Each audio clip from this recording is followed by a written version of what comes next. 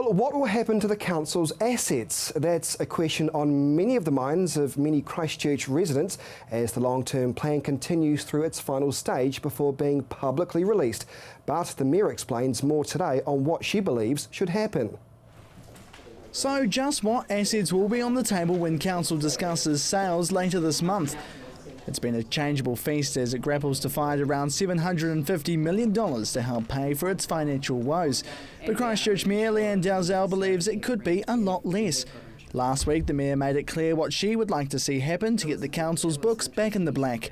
Some of these options include rates. However, she also talked about the city's assets, wanting Orion, the port and the airport to remain as strategic assets, and she wants EcoCentral included too. We all oppose selling community assets built up over years of public investment to bidders who are prepared to contribute nothing but cash to the community that invested in developing those assets. It's cold comfort when the benefit of the cash has disappeared. As for the other assets on the current list, the Mayor is suggesting to say bye-bye to the following council-owned ventures, saying they're not necessary for both strategic reasons and the well-being of the community. Some include City Care, Red Bus and Horncastle Arena. Lancaster Park is uncertain at the moment. They're still fighting insurance claims. She also wants to sell all off-street parking. But she says it'll take time to work out what is strategic and what is not. People who came to the hearings and said, we don't want you to sell anything.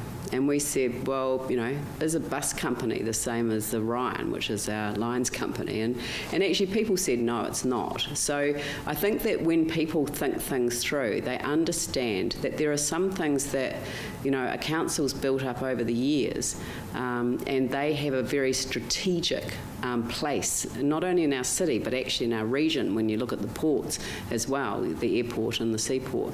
And that's where the smaller assets come in.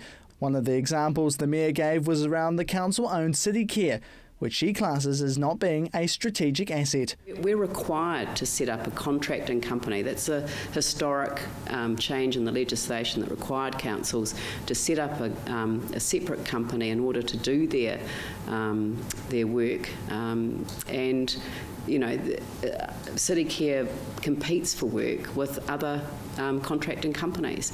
City Care provides services in other cities, you know, so is it strategic in terms of its ownership in Christchurch?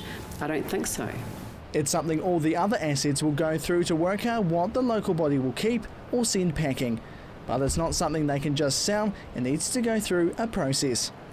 The only issue around strategic assets, if that is accepted by the council, that strategic assets have to go through a special consultative procedure if they are to have any of their share ownership affected by a process. The final long-term plan will go back for discussion in the council chamber in the next few weeks, with decisions at the end of the month. Jared McCulloch, CTV News.